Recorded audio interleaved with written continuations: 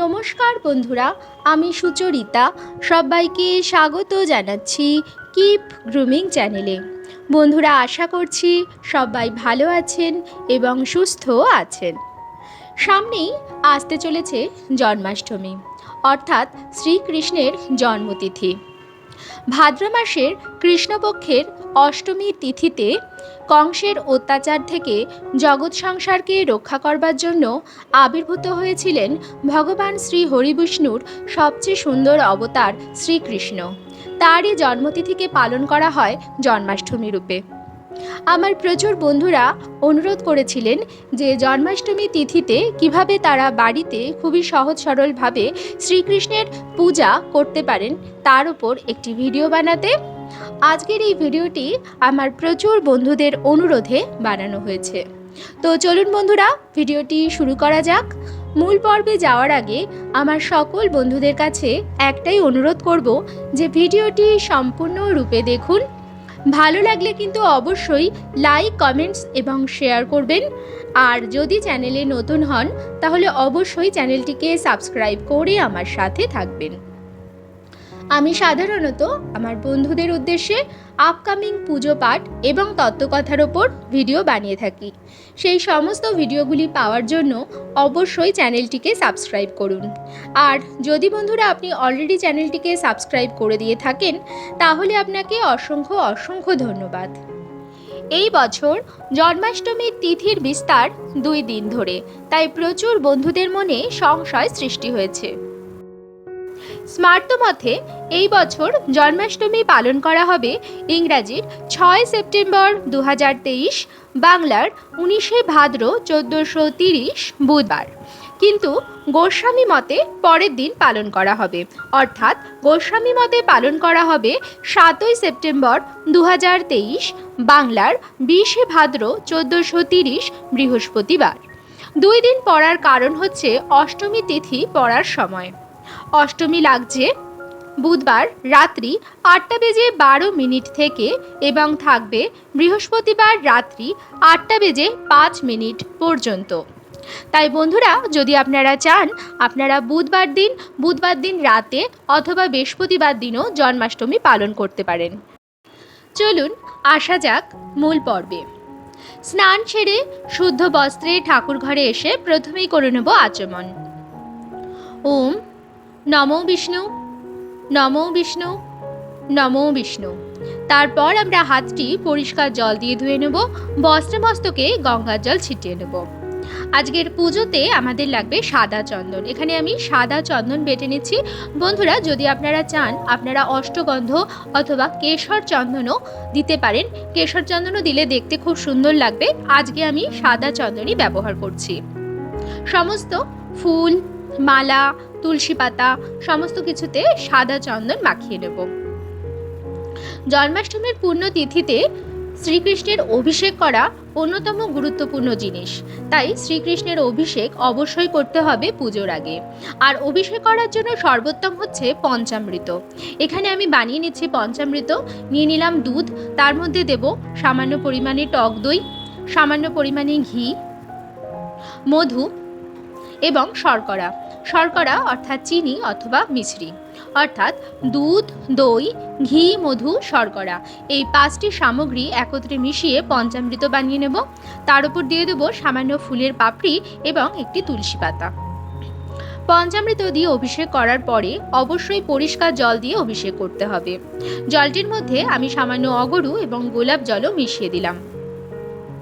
তার উপর দিয়ে দেবো ফুলের পাপড়ি এবং একটি তুলসী পাতা। রাধা কৃষ্ণের অভিষেক করে নেব। যদি বাড়িতে গোপাল সোনা থাকে তাহলে গোপাল সোনারও এই একই রকমভাবে আপনারা স্নানাভিষেক করে তারপরে পূজা করবেন। ওম নমো ভগবতে বাসুদেবায় নমঃ। হরে কৃষ্ণ কৃষ্ণ কৃষ্ণ হরে হরে, হরে রাম রাম রাম হরে হরে। হরে কৃষ্ণ কৃষ্ণ কৃষ্ণ হরে হরে, হরে রাম রাম রাম হরে হরে। জয় শ্রীকৃষ্ণ, জয় শ্রীকৃষ্ণ। বন্ধুরা, জন্মাষ্টমীর দিন যদি দক্ষিণাবর্ত শঙ্খ দিয়ে শ্রীকৃষ্ণের অভিষেক করতে পারেন তাহলে সব থেকে বেশি ভালো ফল পাওয়া যায়।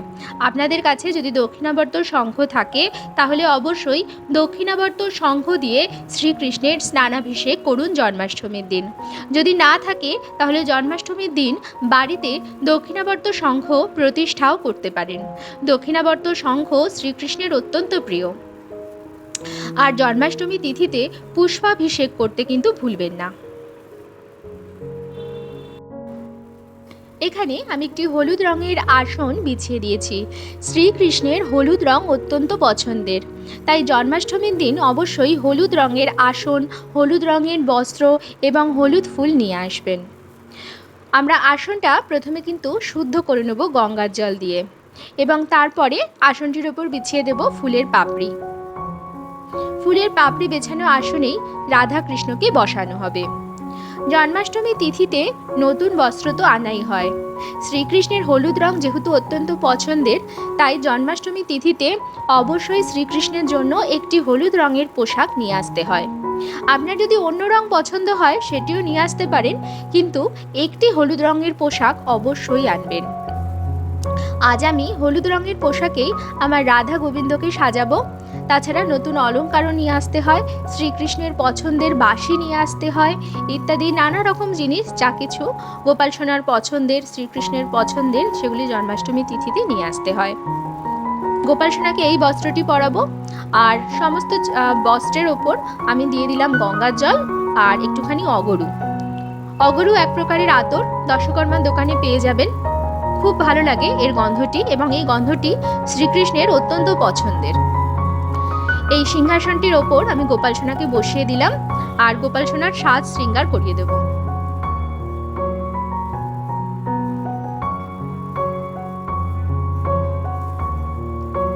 ময়ূরের পালক কৃষ্ণের অত্যন্ত পছন্দের, তাই ময়ূরের পালক দিতে একদম ভুলবেন না। দেখুন বন্ধুরা, কত মিষ্টি দেখতে লাগছে গোপাল সোনাকে। আর আমি আসনের ওপর বসিয়ে দিচ্ছি জয় শ্রীকৃষ্ণ। আমার রাধা মাধবকেও হলুদ রঙের বস্ত্র এবং অলংকারে আমি সাজিয়ে তুলেছি। বাঁশিটি দিয়ে দিলাম আর আজকে আমি একটি রজনীগন্ধার মালা দিয়ে সাজাবো। কি অপূর্ব সুন্দর দেখতে লাগছে হলুদ রঙের বস্ত্র পরে এবং ফুলের সাজে। জয় গোপাল, জয় শ্রীকৃষ্ণ, জয় রাধা মাধব।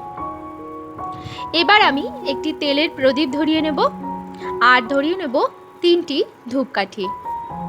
রাধা গোবিন্দকে আসন দেওয়ার পর অবশ্যই একটু আরতি করে নিতে হবে।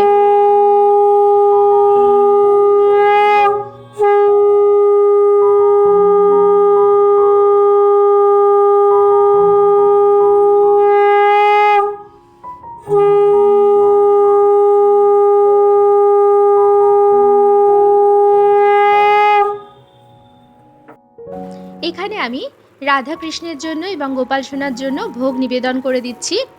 রাধা কৃষ্ণের এবং গোপাল সোনার সবসময় দুধের বানানো মিষ্টি বেশি পছন্দের, তাই আপনারা দুধের বানানো সন্দেশ বা মিষ্টি নিবেদন করবেন, কিন্তু অবশ্যই তাতে ফুলের পাপড়ি এবং তুলসী পাতা অবশ্যই দেবেন।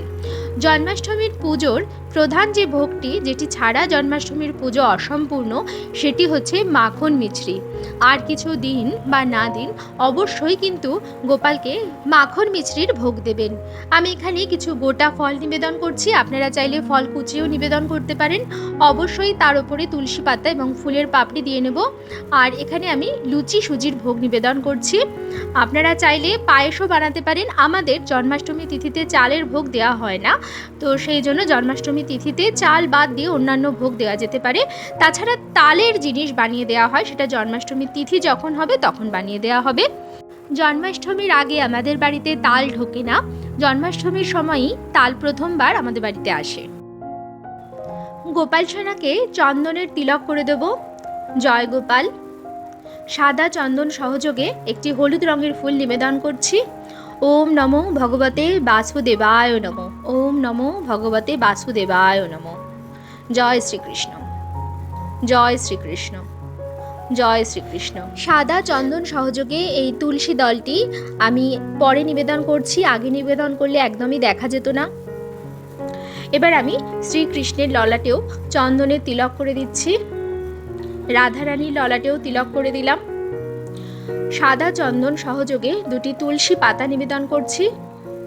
ওম নমো ভগবতে বাসুদেবায় নমঃ। হে কৃষ্ণ করুণা সিন্ধু দীনবন্ধু জগৎপতে গোপেশ গোপিকা কান্ত রাধা কান্ত নমস্তুতে। রাধারানীর চরণেও আমি সাদা চন্দন সহযোগে হলুদ ফুল নিবেদন করছি। জয় শ্রী রাধারানী, জয় শ্রীকৃষ্ণ, জয় শ্রীকৃষ্ণ। এই পদ্ম ফুলটি তার মধ্যে আমি সাদা চন্দন মাখিয়ে নিয়েছি। রাধা কৃষ্ণর চরণতলে এই পদ্ম ফুলটি নিবেদন করছি। হে কৃষ্ণ করুণা সিন্ধু দীনবন্ধু জগৎপতে গোপেশ গোপিকা কান্ত রাধা কান্ত নমস্তুতে। জয় শ্রীকৃষ্ণ। জন্মাষ্টমী তিথিতে পদ্ম ফুল নিবেদন করা খুবই ভালো। গোমাতারও আমি কপালে সিঁদুরের তিলক করে দিলাম আর পুষ্প নিবেদন করে দিচ্ছি। জয় গোমাতা। হে কৃষ্ণ করুণা সিন্ধু দীনবন্ধু জগৎপতে গোপেশ গোপিকা কান্ত রাধা কান্ত নমস্তুতে। জয় শ্রীকৃষ্ণ, জয় শ্রীকৃষ্ণ, জয় শ্রীকৃষ্ণ, জয় শ্রীকৃষ্ণ।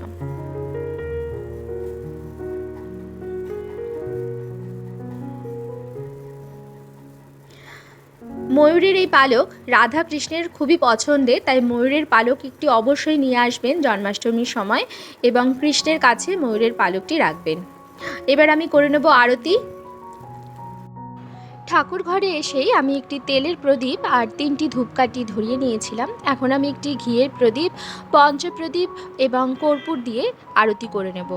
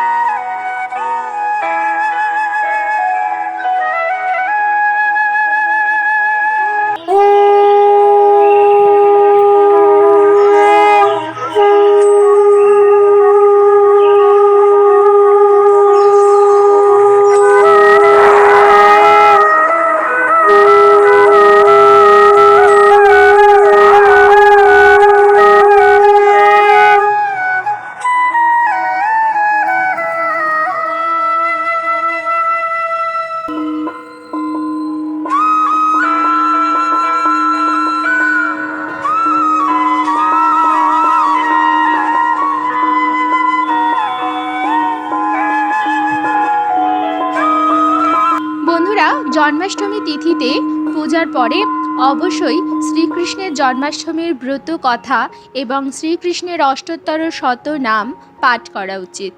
বন্ধুরা, আশা করছি আজকের এই ভিডিওটি আপনাদের ভালো লাগলো এবং একটু হলেও উপকারে লাগলো। ভিডিওটি ভালো লাগলে কিন্তু অবশ্যই লাইক, কমেন্টস এবং শেয়ার করবেন। ভালো জিনিস শেয়ার করলেও ভালো ফল লাভ হয়। এবং যদি বন্ধুরা চ্যানেলে নতুন হন তাহলে অবশ্যই চ্যানেলটিকে সাবস্ক্রাইব করে আমার সাথে থাকবেন। দেখা হবে কিপ গ্রুমিংয়ের নতুন আরও একটি পর্ব নিয়ে। সবাই খুব ভালো থাকবেন, সুস্থ থাকবেন।